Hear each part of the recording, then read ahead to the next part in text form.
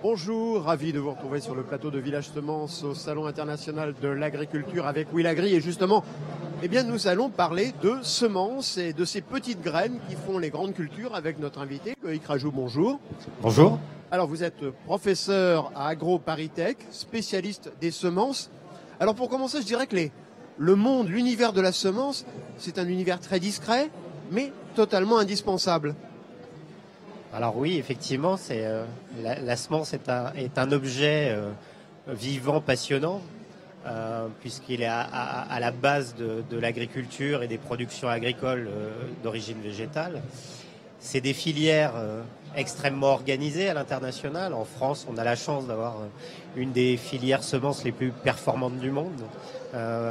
Premier producteur européen de semences, un des premiers exportateurs mondiaux de semences. Donc c'est une filière qui est extrêmement dynamique, extrêmement structurée, qui va de la recherche à l'agriculteur et à la petite exploitation agricole, en passant par les créateurs, par les distributeurs et par tout le réseau qui environne ça. Donc discret, mais central. Et justement, quand on parle des agriculteurs, il y a ce qu'on appelle les multiplicateurs de semences. Alors finalement, un métier passionnant, mais totalement ingrat, parce que on ne retiendra jamais ce qu'ils ont fait. Ils n'auront jamais de participation dans les concours agricoles. Pourtant, s'ils sont pas là, il n'y a pas d'agriculture. Alors oui, je suis assez bien placé pour en parler, puisque mon beau-père est producteur de maïs semences dans le sud-ouest. Et effectivement, c'est un métier extrêmement important, d'une très haute technicité. C'est souvent des gens qui produisent des semences depuis plusieurs dizaines d'années. Et qui effectivement sont un maillon de la chaîne agricole absolument fondamental. À quoi on reconnaît aujourd'hui des semences de bonne qualité?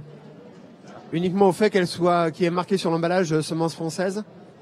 La qualité, grand mot. Qu'est-ce que la qualité d'une semence? Vous avez 2 heures, je ramasse les copies. ça pourrait être un sujet d'examen, effectivement. La qualité, elle se décline à travers plein de choses, en fait. C'est une combinaison entre de la génétique. Quel est le patrimoine génétique de ce que vous voulez produire dans votre parcelle? Qu'est-ce que vous voulez en faire derrière? Donc la composante génétique est importante. La composante environnementale est aussi importante. Il vous faut des semences qui ont été produites dans des conditions environnementales adaptées, appropriées, pour pouvoir exprimer le potentiel génétique. Et puis, il faut des semences qui soient, d'un point de vue sanitaire, absolument saines. Donc, pas de pathogènes pour ne pas engendrer des contaminations de la parcelle ou des parcelles voisines, voire des consommateurs finaux à la fin.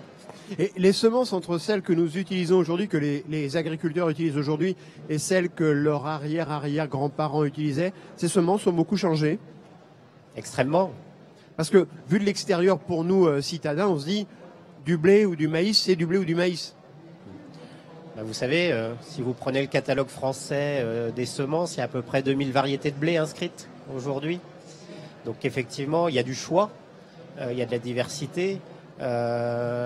Sur un même territoire, vous pouvez cultiver différentes variétés de blé.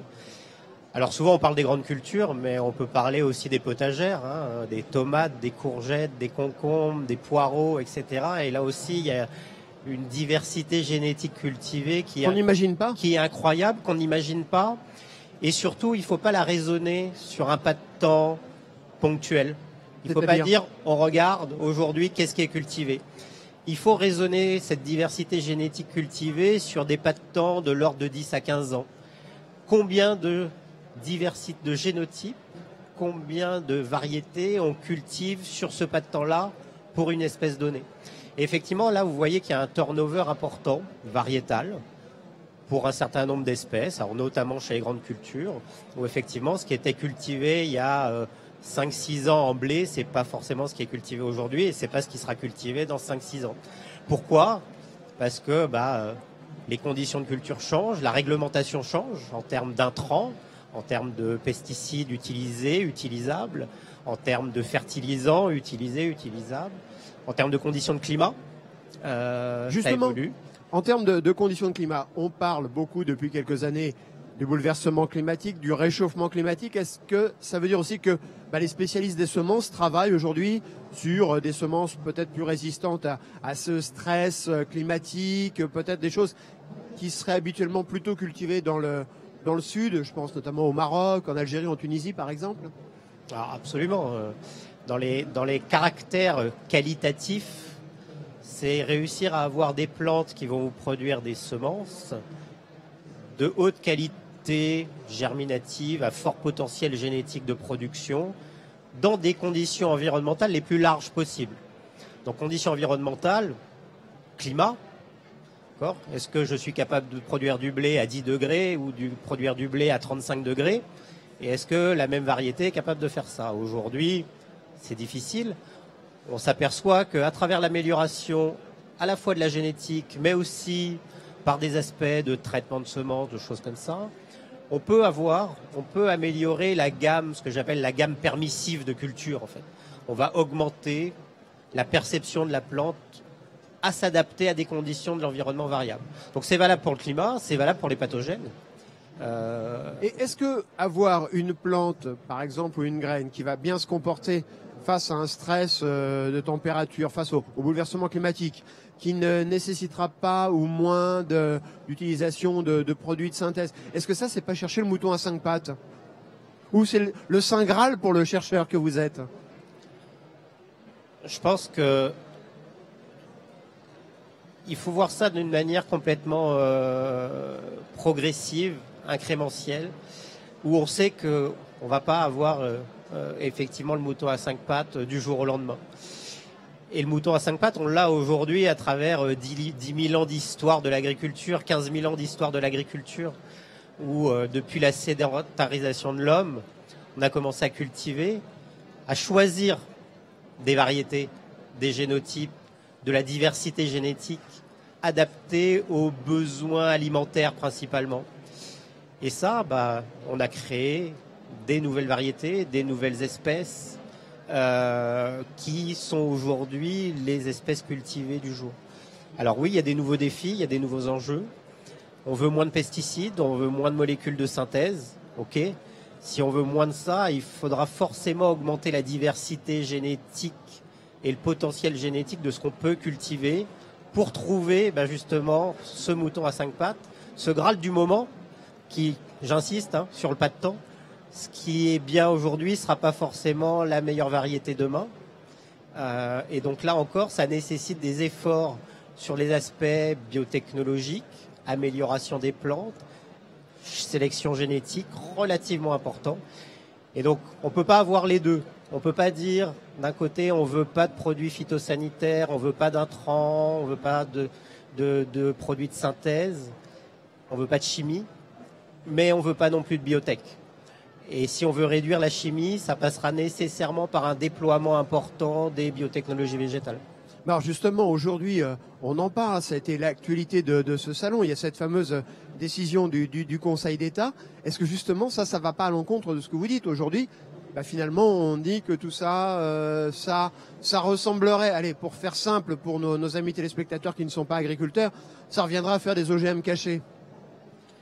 Alors, je pense qu'il faut revenir un peu là aussi, on pourrait y passer des heures à discuter de cette décision et du choix de cette décision.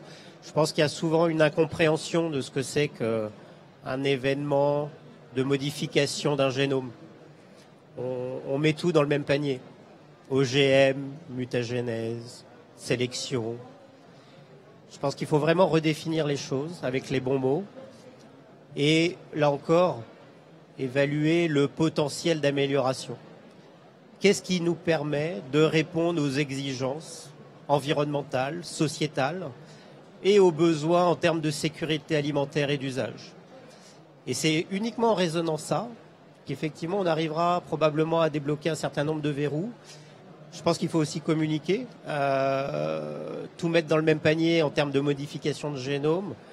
C'est très contraignant et effectivement, si en Europe on ne peut plus faire d'amélioration génétique des espèces cultivées ou cultivables, on va regarder le train passer. Le reste du monde continuera à améliorer, à produire des nouvelles variétés. On n'en produira plus et un jour, Le risque, c'est qu'on ne produise plus rien et qu'on produise uniquement les génétiques des autres et qu'on consomme uniquement les produits des autres. On a l'impression quand même que nous, en France et a fortiori en Europe, on a quand même des problèmes de gens riches qui ont à manger tous les jours en allant au supermarché. Ouais, complètement. On a un regard qui est relativement biaisé. On regarde pas bien, pas forcément en regardant ailleurs. Il faudrait regarder l'histoire, regarder derrière nous, regarder ce qu'il y avait avant, juste après la Deuxième Guerre mondiale ou juste après la Première, où effectivement la diversité de ce qu'il y avait à consommer était beaucoup moins grande. La diversité cultivée était beaucoup moins grande. Il y avait beaucoup moins de choix. On n'a jamais eu autant de choix et autant d'abondance. On vit dans l'abondance. On vit dans une espèce de peur de risque. Mais effectivement, on a des vrais problèmes de riches. Il faut raisonner les choses, effectivement, en regardant un peu plus sur le passé et en se disant, ah oui, quand même, il y a des outils qui nous ont permis de vivre mieux, de consommer mieux. Je pense qu'on a des produits de haute qualité aujourd'hui. On le voit aujourd'hui au salon. Hein. Vous voyez la richesse et la diversité des produits agricoles, d'origine végétale, d'origine animale, etc. Même de produits transformés qui sont aussi souvent décriés actuellement. Et effectivement, je pense que les consommateurs ne se rendent pas compte forcément qu'aujourd'hui, on vit dans une situation de confort, au moins dans nos pays, dans notre région, en France, en Europe. Et que le risque, effectivement, c'est de perdre cette diversité-là, ou en tout cas de plus la choisir. Et moi, ce que j'aimerais, c'est qu'on garde le choix. Il y a quelques années, on a vu certains de vos collègues quitter la France, parfois même quitter l'Europe, pour aller faire leur job et continuer à chercher ailleurs, dans des pays où les chercheurs sont moins montrés du doigt. Est-ce que c'est toujours le cas? Est-ce que dans votre secteur, dans le monde des semences, il y a une fuite des cerveaux ou est-ce que les cerveaux restent en France et en Europe maintenant? Disons que le secteur semences est un secteur complètement mondialisé, internationalisé. Donc effectivement, on peut trouver des chercheurs français à l'étranger, mais on peut aussi trouver des chercheurs étrangers en France. Je pense que la barrière de la frontière a complètement sauté dans ce monde-là. On le voit au niveau des groupes semenciers. Hein. Beaucoup de groupes semenciers se sont associés ou ont monté des entreprises communes avec des entreprises françaises et japonaises, des entreprises françaises et américaines, etc. Donc dans le monde de la filière professionnelle, les barrières internationales ont complètement sauté. Dans la recherche, c'est la même chose en fait. On travaille beaucoup avec des laboratoires étrangers, on accueille, on échange. Et donc je pense que c'est un vrai problème parce que la question des semences agricoles, c'est une question mondiale. Effectivement, il y a des considérations territoriales à avoir, mais c'est une vraie question internationale. Eh bien écoutez, merci beaucoup de nous avoir éclairés sur ce monde des semences et puis sur l'avenir aussi parce que l'avenir passera par la recherche, bien évidemment. Quant à moi, je vous retrouve très bientôt sur le plateau de Village Semences ici au Salon de l'Agriculture et n'oubliez pas que la terre n'est jamais aussi belle que quand on la cultive. À bientôt.